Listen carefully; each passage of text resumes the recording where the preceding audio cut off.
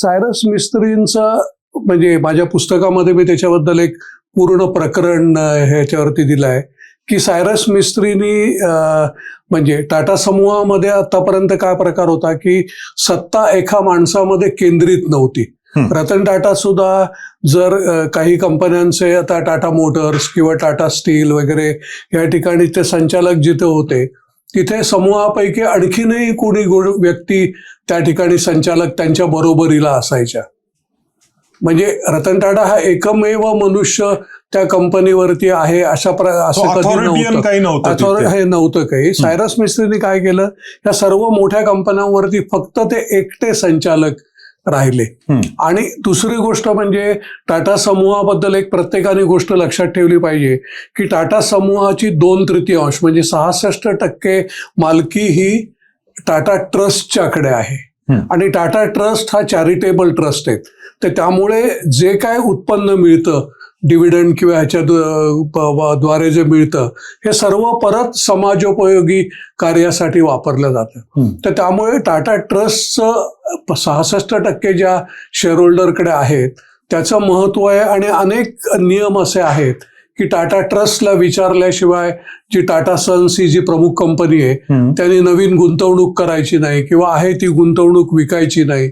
याच्यासाठी टाटा ट्रस्टला हे त्यांच्याशी कन्सल्टेशन त्यांची परवानगी घ्यायला पाहिजे. हे रतन टाटानी JRD टाटा आधीच्या सर्व लोकांनी हे कसोशीनी आणि काटेकोरपणे पाळलं. हे ह्याला JRD आपला एक त्यांच्याकडे 1965 पर्यंत लेडी टाटा म्हणून होत्या. त्या अतिशय म्हाताऱ्या झाल्या होत्या.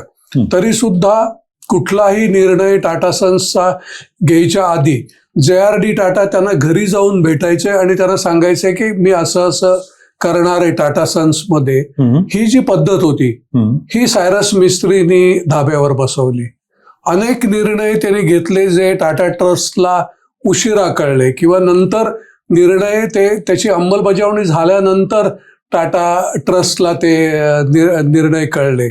तर त्यामुळे जे ट्रस्टचं जे महत्व होतं ते कमी करायचा प्रयत्न सायरस मिस्त्रींनी केला. आणि त्यांची जी वृत्ती होती की जर लॉस होतोय तर त्या ठिकाणी प्रॉफिट झाला पाहिजे. मग त्याच्यामध्ये काही गोष्टी आहेत की ज्या टाटा समूहानी म्हणजे म्हटलं त्याप्रमाणे की नफा हे टाटा समूहाचं उद्दिष्ट नाही. काही गोष्टी होत्या ह्या मुद्दाम केलेल्या होत्या समाजासाठी. त्या सायरस मिस्त्रींनी तिथे तोटा होतो म्हणून त्या बंद करायचा प्रयत्न केला. म्हणजे काय मुद्दाम केलेल्या समाजासाठी? आता उदाहरणार्थ नॅनो ही गाडी होती. नॅनो ही 1 लाखाच्या आत गाडी देणं हे त्याच्यामध्ये टाटा मोटर्सला फायदा तोटा काय होईल हे पाहिलेलं नव्हतं. सायरस मिस्त्रींनी अध्यक्ष झाल्यानंतर नॅनो बंद करायचा पहिला निर्णय घेतला की नॅनो आपल्याला परवडत नाही.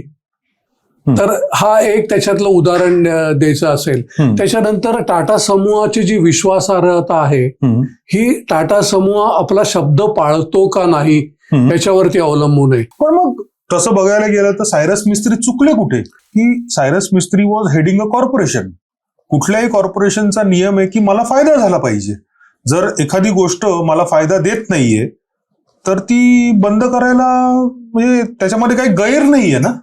टाटा समूहाचे जी मूलतत्व आहेत, व्हॅल्यूज आहेत, त्याच्यामध्ये एक तत्व असं आहे की तुम्ही जो कुठला निर्णय घ्याल हा पब्लिक स्क्रुटिनीमध्ये सुद्धा it should stand out as true.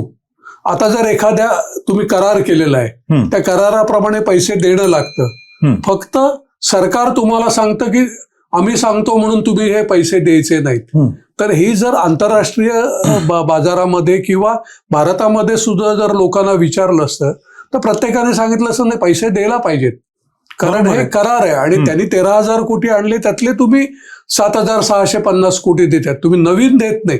त्यांचे काही पैसे परत करताय तुम्ही कारण तुम्ही ती अट पाळू शकला नाही, तुम्ही नफा करू शकला नाही त्याला. तर त्यामुळे ही जी आहे सायरस मिस्त्रींनी हे लक्षात घेतलं नाही की आपण सरकारच्या विरुद्धही जायला पाहिजे रतन टाटांचं आणि टाटा समूहाचं हे होतं की इंग्रज सरकार विरुद्ध अनेक वेळेला जमशेदजी, दोराबजी टाटा वगैरे यांना इंग्रज सरकारच्या विरुद्ध सुद्धा जायला लागलं किंवा त्यांचा विरोध असताना सुद्धा त्यांनी हायडेल म्हणजे आपला लोणावळ्याचा वगैरे जो वलवण डॅम आणि हे सर्व आहे त्याला त्यांचा इंग्रजांचा विरोध असताना सुद्धा त्यांनी धरण बांधलं आणि हायड्रो पॉवर मुंबईपर्यंत आणली. अनेक प्रकारे for the interest of public किंवा देशासाठी त्यांनी केलं ह्याला. हे टाटा समूहाचं पहिल्यापासून आहे की आम्ही जे सांगू म्हणजे करारच असं नाही, आम्ही जरी नुसतं हे दिलं तोंडी आश्वासन दिलं तरी ते सुद्धा वज्रलेप आहे.